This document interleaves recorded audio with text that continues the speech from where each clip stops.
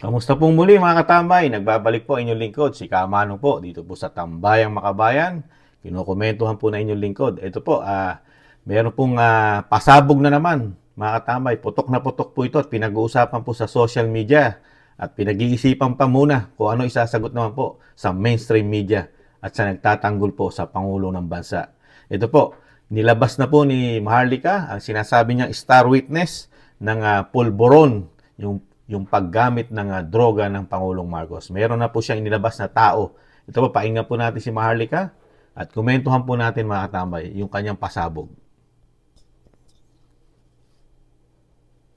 Na ba ang lahat? Ngayong araw, okay? Let's vote in. Tawagin na natin ang ating guest, si Miss Cathy Binag. Hello, madam. How are you? Hi! Magandang umaga po. Magandang umaga ho sa mga viewers mo, Miss Maharlika. Finally, na-meet na kita. Oo, diba? Nag-meet na tayo. Bigla ako, alam mo sa totoo lang, bigla akong jumoba sa alindog mo. Gusto ko tuloy lumayo. Gusto ko tuloy lumayo. Anyway, so pretty ka nga talaga. Nakikita ka ta sa Facebook page, sinubaybayan kita. Actually, sinubaybayan kita simula nung shinare mo yung pulboronic video. Okay? So bago natin pag-uusapan yung pulboron, yung mga na-witness mo, of course, excited na ang ating mga kababayan. Introduce yourself muna. Sino ba si Cathy Binag? Kasi bago ang lahat, nakikita kita parang active ka sa mga health and wellness, fashion, mga ganyan, socialite ang dating, o di ba? Sino si Miss Cathy Binag? Okay, number one, I'm not socialite. Just to clarify. Okay. I'm not okay, maliwanag tayo dyan. Okay. Apparently, naliligawan lang ako palagi ng may mga kayang tao. Hindi ko alam kung bakit. So, siguro kasi parang, siguro nakikita nila yung aking puso, di ba? Nax. Anyway, so, I'm a mom. Ang aking alindog. So, I'm a mom of 5. So, adult na yun. Tanga ako sa pag-ibig in a way. Pero I never regret. Then, yes, I'm into health and wellness and beauty. Then, I have a fashion school before. I'm an image consultant and fashion stylist for celebrities and politicians dati. So, hindi na lang natin pwedeng pangalanan yung sino yung mga nakatrabaho ko lang sa politics, right? So, yeah. So, basically, ganon siya. Then, yeah. Then, nagkaroon ako ng relasyon sa isang, been like a decade for very prominent or nasa politics din siya. Well, kilala ka naman kasi you know what, may mga nag-message kasi sa akin from Davao, na Miss Maharlika, kilala mo ba si Cathy Binag? Hindi talaga kita kilala. So, talagang ginugol kita. Sabi ko, sino ba yun? Sabi niya, ex-partner ni Tony Boy Florendo. Tama ba? Ex-partner. At ang sabi sa akin, si Tony Boy Florendo ay mga kaklase ni Marcos Jr. sa Pulboron session. Okay? So anyway, syempre, ilang years kayo naging mag-on ni dating congressman pa rin ba siya ngayon, si Tony Boy Florendo? No more na. Okay. Hindi na. Yeah. Former. Yeah. Former. Yes. So ilang years? Yan po mga tambay, putulin muna natin, komentuhan natin. Ito po, yung background check po, inaalam po ni Maharlika. Pero sa tingin ko, kilala ni Maharlika ito dahil nabanggit na rin po ni Miss Cathy Bintog na talagang sa kanya galing yung video. Di po mga katambay. Talagang yung lumabas sa video, ito po ang resources na pinagkunan po ni Maharlika. At ito po talagang si Miss Cathy Bintog ay talaga palang ito malapit sa mga sinasabing mga mayayaman, lalo mga politiko, mga katambay. At ito po ay naging kapartner po, mga katambay. Ayon po dito sa bungad na pag-interview ni Maharlika. Nito si Cathy ay matagal po pala ito nakasama, nakalibin ni Tony, I think Tony Boy Florendo, mga tambay. Talagang iba talaga. At dati po itong congressman. I think congressman po ito. Mga Florendo, kung hindi ako nagkakamali, ito po baka nasa mga bandang, po ito, nasa Davao po ito, mga tambay. painga pa natin mga katambay. Konting ano lang po. Kailangan pakita natin sa taong bayan, para maging credible ka sa inyong mga sasabihin sa susunod. So, ilang taon kayo ang inyong relasyon? 10 years. 10 years. 10 years Okay. po. So, grabe ang tagal yon. So, nakilala ninyo ang isa't isa. Of Diba? of course, yeah. Tama. Pero bago ako tumalon, dahil alam ko excited ang ating mga manonood, since kasi kaya napansin kita dahil senior mo yung pulboronic video ni, ang tawag ko dyan, ikuting, Marcos Jr. dito sa Los Angeles. Ang tanong ko, for sure, nakilala mo si Marcos Jr., di ba? At si Lisa Marcos. Dahil mga kaibigan sila ng iyong ex-partner na si dating Congressman Tony Boy Florendo. Yes. Right? Oo. Okay. Yeah. Oo. So, nung inilabas ko ba, Miss Cathy, yung video dito sa LA, napanood mo, di ba? Ano yung unang reaction mo nung nakita mo? Unang reaction ko? Yes. Alam ko naman na they're doing it. You know, Wow. I know that. So like, kasi nung first time kong na-meet sila, they're doing it talaga. 'Di ba? They're doing the pulburon. Yes, they're doing the pulveron. But for me nga, ito nga yung sinasabi ko. Kasi when you run as a public official, you owe it to the people. When di ba? Kung yung nakakarami, nag-a-ask sa'yo to explain, you don't ask your, parang yung tauhan mo na magsalita for you. 'Di ba? Kasi ikaw, That's number true. one, parang sa akin, is okay, malay mo nga, 'di ba, na sinasabi mo rin naman yun, Maharlika, malay mo nga, nagbago. Malay mo nga, hindi mo alam, di ba? Malay mo naman, few months, nagbago, whatever.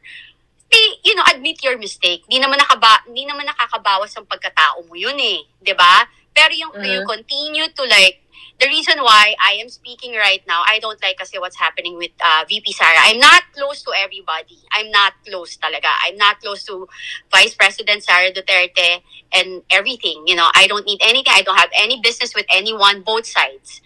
So I'm just a simple Filipino citizen na I always speak the truth. This is my own truth. And alam nila yan na, they can say anything to me. I'm not scared kasi I'm telling the truth. And kapag nagsabi ka na totoo at saka pagkakampi mo ang Diyos, walang mangyayari sa'yo. Alam mo yon. So, ako, parang sa akin lang is, yung nakita ko kasi, na sobra na. Di ba parang for me, kasi I experienced it nabully rin kasi nila ako, yung grupo nila. So parang, I don't wanna say anything, pero yung parang tuloy-tuloy, kakampi mo before. Wait diba? lang ha, ikakat muna kita ha. Para, Yan po mga katambay, napakahaba po ito mga katambay. Panoorin nyo na lang po sa vlog ni Maharlika. Ito po, komentuhan na lang po natin. Napanood ko na po mga katambay. Ito pong video na pinasabog po ni Madam Maharlika. Nag-ano lang po tayo, pinarinig ko lang po sa inyo kung sino po si Miss Cathy Bintug na nagpalabas na pinagkunan po ng video, ito pong pulboronic video ni Maharlika mga katambay. Lahat po ay galing po sa kanya. Dahil po ito ay dating ka-live-in partner po ng isang dating congressman. May edad na po ito ngayon mga katambay. Ang Florendo, si Tony Boy Florendo po. Ito po ay taga-Tagum mga katambay. Itong mga Florendo, di po ba? Mga mayayaman po ito. Kung hindi nagkakamali si Manong, Kamanong po, ang business po ito. Kung hindi po mga saging, yung mga pinya o saging, mga tamay, mga sikat na banana, di po ba? O mga pinya man yan, may kasamang mga basta prutas, di po ba? Mga mayayaman po yan. At nakakabit din po dyan ng isang lagdameo, mga tambay, di po ba? Pag sinabing Florendo, nandyan ang lagdameo, mga tambay. Kaya yan ang mga barkada ng Pangulong Marcos at ang First Lady kasama po. Dito po sa sinasabi po ni Miss Cathy na talagang matagal na po kilala niya at talagang gumagamit ang mga itong barkadahan. Barkadahan po ito mga katambay. Barkadahan po. At talagang pinangalanan niya ang mga barkada, ang mga gumagamit mga katambay. Siyempre po, number 1 na po yung kanyang 10 taon na ka-live-in partner na dating congressman. Si Tony Boy Florendo, mga katambay. At ang Pangulong Marcos, di umano. At ang First Lady, mga katambay. At mismo daw ang First Lady, ayon po sa video ni Maharlika, yung interview, ay inaalok pa siya na gumamit ng pulburon, mga katambay. Ganun po, dahil sa tagal po ng samahan nila. Di po ba? Siyempre, nandiyan na po yan. Nasa grupo na po yan. Grupo po yan eh. Nang sinasabing grupo ng mga matitindi, mayayaman, mga bilyonaryo ito. Talagang nadikit ang isang Kati Bintog dahil sa kanyang puhunan. Ang puhunan niya po, sinabi niya, beauty, ganda. At sa dami ng kanyang pagkakamali. Kaya nga nasabi niya, mga katambay, na ang anak niya ay dumami sa mga pagkakamali. Di po ba? Dahil siguro, di umano, naging trabaho niya na ito. Dahil nga sa kanyang kagandahan, nagiging malapit siya sa mga politiko. Katulad po dito po sa dating congressman na si Tony Boy Florendo, mga katambay. Di po ba? Kaya nalaman niya at natuklasan niya lahat ang gawain ng grupo na ito. Lalo po ngayon, Pangulo po ang Marcos Jr. at ang asawa ay First Lady, si Lisa Araneta, mga katambay. Kaya nakita niya po at yung pinalabas na video, mismong galing sa kanya. At yun po ay naka-upload.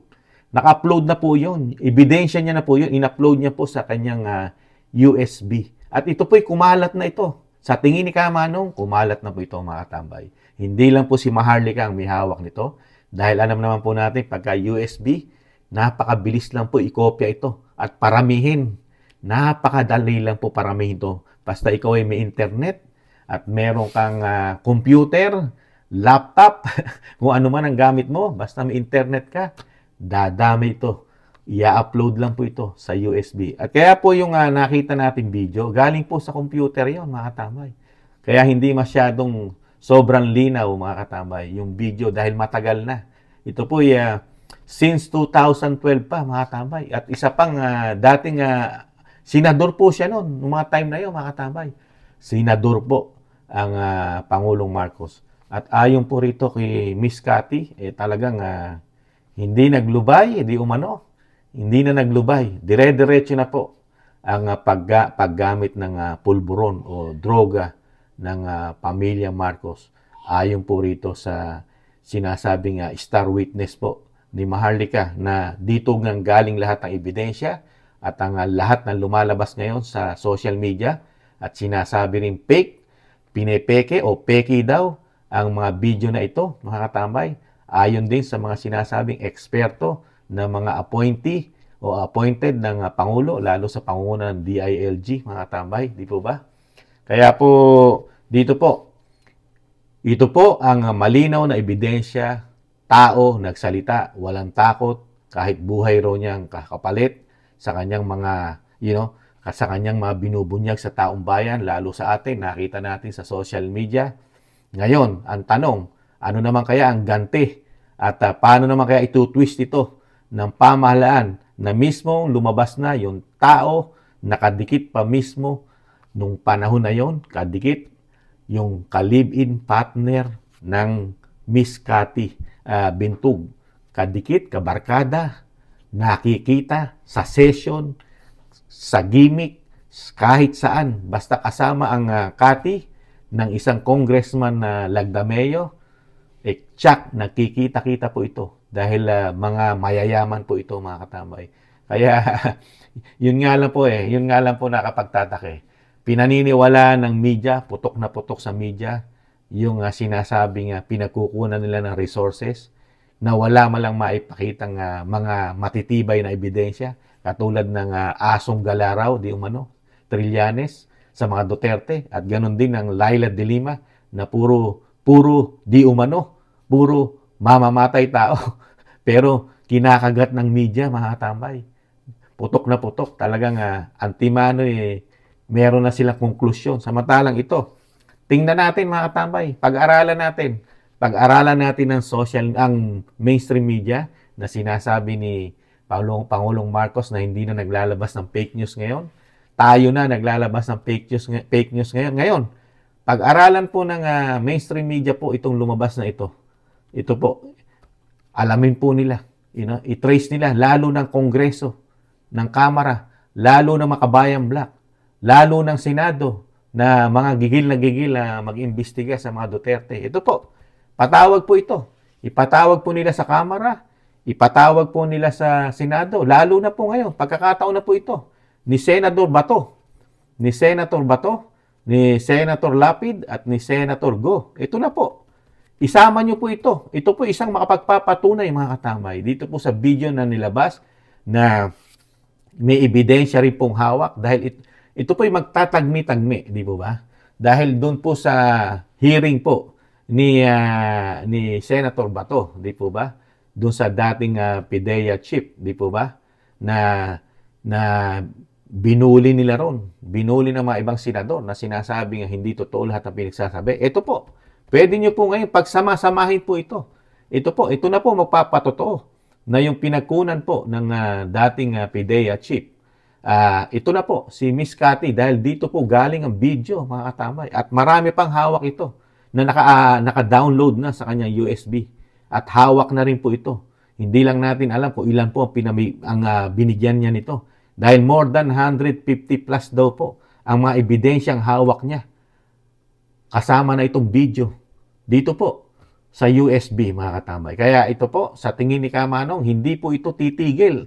Hanggang nakaupo po ang Pangulo ng Pilipinas, si PBBM, lagi pong lalabas isa-isa ang ebidensya po na hawak po nila na kasama po si Maharlika.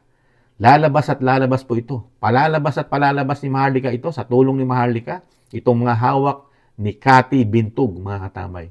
Dahil antimano, ito ay may katotohanan, di umano. Dahil doon sa sinasabing kasama siya, dahil mismo yung barkada, kaibigan, katsongkaran, kapolboronik, mismo ka-live-in partner ni Miss Cathy Bintug, mga katamay. Nakakalungkot lang po. Ito po, paano na naman po nila ito-twist ito? Paano na naman po kaya ito-twist ito ng mainstream media at ng mga bayarang vlogger, mga GCash vlogger, para ilipat na naman po, i-twist na naman ang issue dito po sa pinasabog po ni Maharlika na kanyang star witness na si Cathy Bintug na dating ka-live-in partner ng kilalang tao sa Pilipinas na si Tony Boy Florendo, mga tambay. Paano po kaya nila ito twist? Dahil nandiyan na po yung ginawa nila sa BP, pang twist para matakpan yung video ng pulboronic ng Pangulo at dinala rin nila sa EJK, si Dilima at ICC, saka Interpol, kay Trillanes, buong pamilya na ay dinamay para lang matakpan yung hindi na mapag-usapan yung video na kumakalat. Ito, ano na naman kaya ang gagawin nila na issue para matakpan at matabunan itong pasabog ni Maharlika na mismo yung may hawak ng video at may hawak pang napakarami pang ebidensya na naipamigay na ito. Sa tingin ni Kamanong, marami na pong may hawak nitong ebidensya na ito. Hindi lang po si Miss Cathy. Ito pa'y kumalat na. Baka pati nga si Vice President Sara Duterte, may hawak na rin po itong USB. Kaya po bigla po siyang tinabangan at talagang nawala na ang unit team dahil nga alam din ng unit team na matutuklasan ni BP Sara ang mga lihim na nakatago, na matagal na nakatagong lihim since 2012 pa itong lihim na ito. Na ngayon lang nakita ni BP Sara lahat dahil dito kay Cathy Bintug, mga katambay. Nakita niyo po, biglang nawala sa DepEd, nag-resign na siya sa DepEd, sa unit team, antimano, nagsasalita na siya ngayon. Nung mga nakaraang pahayag niya, meron na siya sinasabi na nagkataon lang ba, bawasan ako ng security dahil lumabas yung video na nagpupulboro ng Pangulong Marcos, di ba? Nakapagsasalita ng Vice President, ang Vice President kay Pangulong Marcos, kaya sa tingin ni Kamanong, marami nang alam ang ating Vice President. At lalong-lalo siyempre ang pamilya Duterte. Di ba? Nakita niyo naman po kung paano magsalita ang mayor ng Davao, ang congressman, lalong-lalo na ang dating Pangulong Duterte, di ba? Napakaswerte nga lang po, mga tambay Kung ito po'y pumutok nung panahon ng kampanyahan, finish na po. Baka nanalo pa si Isko o kaya si Lenny nung mga panahon na yon. Hindi na po makakabangon ito. Ito pong lumabas sa video na ito, kampanyahan, kaya lang na-hold pa Dahil unang-una, agresibo pa si Maharlika nung time na yon. Agresibo pang maipanalo ang Pangulong Marcos. Nasa likod pa nila si Maharlika. Kaya, pero kung mga time na yon at si Maharlika ay wala sa administrasyon nung panahon na yon at nahawakan ni Maharlika itong mga dokumento na ito, itong mga nakatago na ito na ni Cathy, ay nako, wala nang kalalagyan at hindi na makakaupo sa pwesto ang isang Marcos, mga katambay. Kaya ito po, matibay po ito. Napakarami po pinangalanan ito, mga katambay. Hindi lang po ang Florendo, kasama po ang Lagda Mayor ito. Dito po sa pahayag ni Miss Cathy. At marami pang involved na mga sinasabing barkadahan, mga katambay. Kaya nga po, yung sinasabi nga po, nung sa hearing sa Senado, na involvement, meron pong katotohanan di umano yun. Na pati si Maricel Soriano, ay kasama po dito po sa barkadahan, mga katambay. Ito mga barkadahan. Kaya marami pa po ito. Marami pang lalabas. Kaya ito po, sa tingin ni Kamanong, 6 na taon kung hindi magi-step down ng Pangulong Marcos, 6 na taon po itong malalaman at mabubunyag ng 6 na taon ang lihim ng barkadahan ng Pangulong Marcos kasama ang asawa na First Lady. Lalong-lalo sa kanilang bisyo na matagal nang itinatago, yung kanilang masamang bisyo, mga katambay. Dahil po dito, kahit po mawala na si Cathy at mawala na rin si Maharlika, kumalat na po ito. Sigurado po si Kamanong na ipakalat na po itong USB na sinasabing matibay na mga ebidensya na hawak ni Cathy Bintog, mga katambay. Yan po, nakakalungkot, mga katambay, di po ba?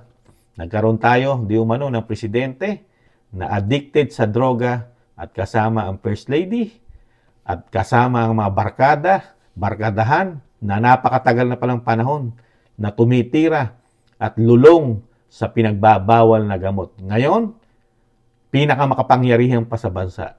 May mga posisyon, mga katambay. Ano pa ang mangyayari sa ating bansa? Pagka ganito, di umano ang ating Pangulo at ang kanyang mga dabarkads, mga barkada, puro sumisinghot ng droga at hindi malayo po yan. Napakarami po ng mga politiko na gumagamit ng droga, mga katambay. Mga appointee, mga inappoint, marami po na gumagamit ng droga di umano. Napakahirap po ang pinagdadaanan natin ng ating gobyerno. Pagka ganito ang sitwasyon, magmula sa taas, tsak, may gumagamit din sa baba. Di po ba? Dahil ngayon, napakalaki ng problema natin sa droga. Di po ba? Krimen, droga, kahirapan. At syempre, nagtataas ang bilihin. Kayo po, mga katambay, ano po ang sa tingin nyo? Kung mapapanood nyo po ang bidyong buo ni Madam Maharlika, pwede rin po kayong magkomento, mga katambay. Malaya po tayong mga Pilipino.